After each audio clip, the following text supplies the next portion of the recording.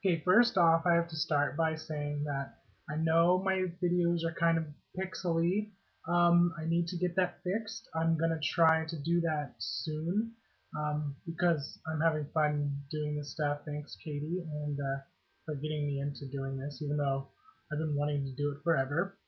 So, I've been wanting to talk about this house that I saw. I don't know if anyone's heard of Craigslist. I'm pretty sure everyone's heard of it. But I was using it to look for my current place of residence. That's how I found the place I'm living at now. But anyway, so I read this ad, and this lady had talked about. Well, I didn't know it was a lady at the time. She just talked about. They talked about the room is your own room, your own bathroom, $500, pretty decent. So I called her up. She gave me the 20 questions like, who are you? What are you all about? Da da da. And so I set up a meeting. She sounded pretty rad. So I set up a meeting time to go meet with her. And I get to her house and she has a kid in her hands. And then she goes, by the way, did I mention I have a 2-year-old child? No. Would I be at your front door if you had? I don't think so.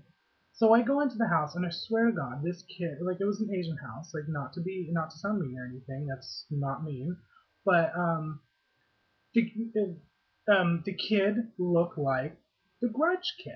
Like it had that bowl haircut and it just stared at you, just with these big eyes, just stared at you. You move, it watches you move, and it was creepy. And did not talk. It just sat there and just stared at you constantly. And she's explaining the house to me, da da da.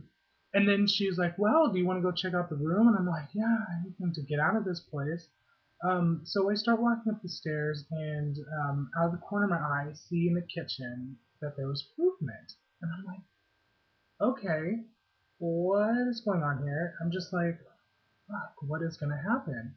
So we go upstairs and check out the room, and it's right next to the kids' playroom. The room is small as hell. And it's right next to the kids' playroom, which is like twice as big. It's like, why are you gonna, your child really needs that much stuff?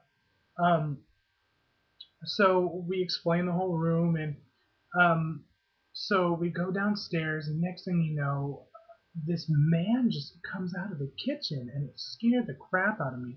And the way this house was set up, it kind of looks like the way the stairs were in the Grudge movie as well. So it's like the whole setting, the feel, everything was just like that of the Grudge movie.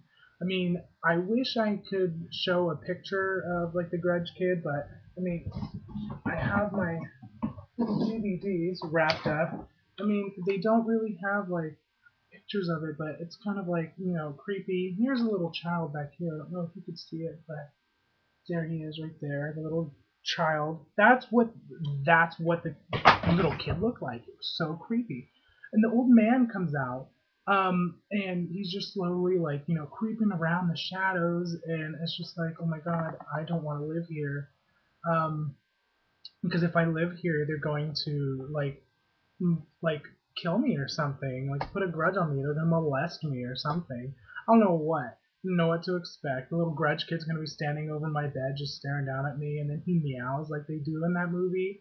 I'm pretty sure of it. And then if he ever wants to make a sequel, his eyes will have that little two in it. It'd be really creepy. And then she goes, by the way, did I mention that my father lives here? What? Really?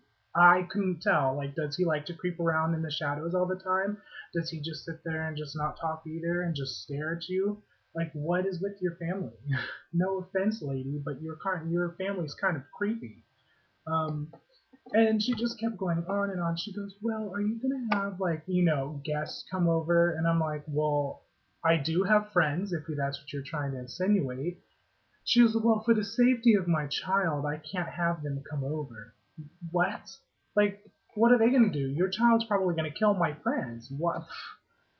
So then she tried asking about. She goes, "Do you have those special friends that like to spend the night? Just the one night special friends?" And I'm like, "Did this bitch just ask me that?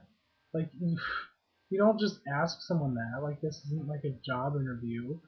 So I was like, I don't know. Um, I don't know. I really don't. I'm really sorry. Then she decides to start off again saying, "Did I mention that I'm a single mother? Well, I'm really sorry, but I couldn't tell that you're a single mother considering that you lived here with your father. I'm not sure who would want to live here in this house and they get molested by the grudge spirits and the little child's going to stand over them and pretty much kill them when screaming a little meow noise." So after the whole thing was, I was like, okay, well, I gotta get going. I gotta check out other places. She decides to tell me that she trusts me completely with her life, and that if I choose not to live there, that we would become really good friends. Really? When did this occur to you that you trust me with your life? Like, no. This is some sort of ploy for you to get me into this house so I could die. It's not happening. Um, so as I'm about to leave, she just continued to explain to me about her washer and dryer. It's like, I'm done, thanks. And then she called me twice since then, and was like, well, the room's still open. Da, da, da. I was like, I don't think it's working out. So that's about it. And yeah, hope you enjoyed. Thanks.